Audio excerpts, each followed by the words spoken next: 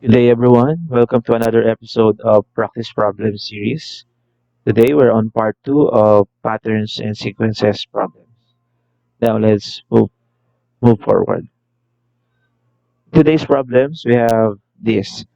Fill in the blanks to complete and continue each sequence. So, they are given with sequences, and we need to fill in the blanks to complete each item.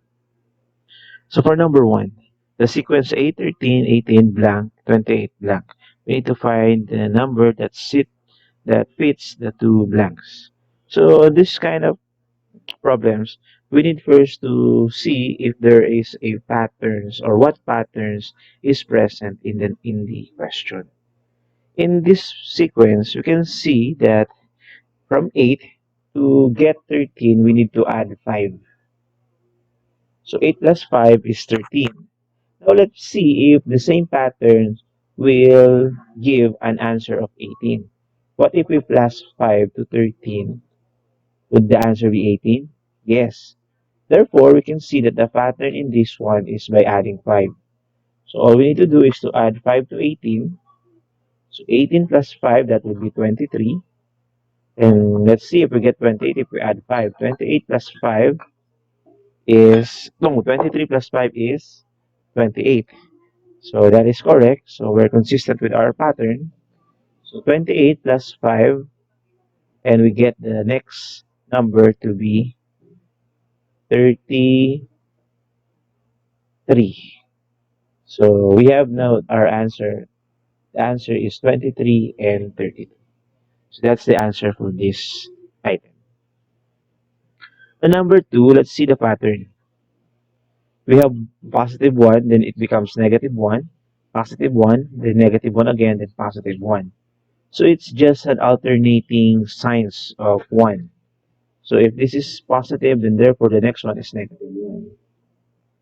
And the next one would be positive 1. So we can easily see the answer in this question because of the alternating sign. But if you would like to explain it or to prove it mathematically, the pattern is just multiplying negative 1 to the first term to get the second term. 1 times negative 1 is negative 1. Negative 1 multiplied by negative 1, you get positive 1. Then positive 1 multiplied by negative 1, that will be negative 1. And negative 1 multiplied by negative 1, that will be positive 1. And the pattern continues. So that's the answer for number 2. Now for number 3 is somehow tricky and somehow complicated. We're going to minus, if we're going to think of a number that to be added to 1 to get 16, we have 15. But this 15 would not be fitted to add to 16 to get 81. So we cannot get 81 by adding 16. So now let's try to see the patterns and look what are how can we simplify it. Now I can see that all of them are perfect square. If you have a knowledge of the square numbers, you would be noticed that all of these are perfect square. Let's put what is the square root of 1? Let's have 1 squared. So this one is equal to 1 squared, and 16 is equal to 4 squared. 81 is equal to, what is it, 9 squared. And 256 is equal to 16 squared. And 625 is equal to 25 squared. With the square root of each number or in their squared form or the exponential form, I can't even see any pattern yet that I could add. But it is not, it is based on observation, I can see that 1, 4, 9, 16, and 25 is also a perfect square. So I will try to get the square root of it again.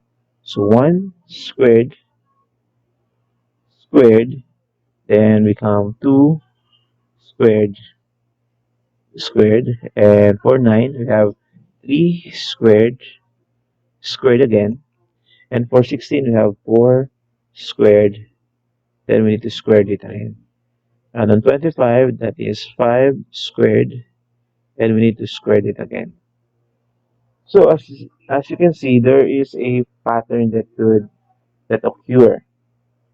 So there is 1, 2, 3, 4, 5 in fact that I can see on the pattern. Maybe the next one is 6 because the pattern said so. So we have 6 squared raised to 2. So what is 6 squared? Let me put it. What is 6 squared? 6 squared is 36 raised to 2. Then what is 36 raised to 2? 36 raised to 2 is 1296. So that's the answer here, 1296. If any of you would like to see how or what are some solutions and answer in here, feel free to comment and put your suggestions. So that's my answer for number 3. Hope you can see how I get the how I come up with 1296. Now let's go to the next example. So all of these are fractions. So let's assume that the numbers on the blanks are fraction as well. Not all the time we are good with that assumption. But for starter, let's just use that. Let's have fraction here, fraction bar here.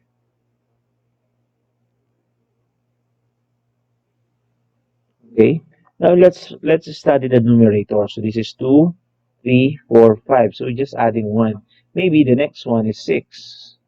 The next one is 7 and 8. We came up with 8. So therefore 6 and 7 as numerator would fit the sequence. Then next to 8 is 9. Now let's see that. Now let's look at the denominator. So we have 3, 4, 5, 6. It's just adding 1 as well. So 6 plus 1 we have 7. 7 plus 1 we have 8 and we get 9. So this patterns also fits the sequence. So what's next to 9? We have 10. So we have our answer as 6 over 7, 7 over 8, 8 over 9, and 9 over 10. These are our answer for this problem. Now let's go to problem number 5. Let's try to analyze it first. If we have a problem like this, it is easy for us to answer this. If we change all of this into similar fraction, we will take 2 because 1 and 2 and 0 and 1 are the least common multiple of that, or the less common denominator is 2. So let's change 1 into denominator of 2. So 1 in denominator of 2 is 2 because 2 divided by 2 is 1. Then let's copy 3 over 2. Now let's copy 2 over 1 and let's make then 2 over 1. Let's multiply it by 2 over 2. We have 4 over 2. And 4 divided by 2 is 2. Maybe this is just over 1 or 2.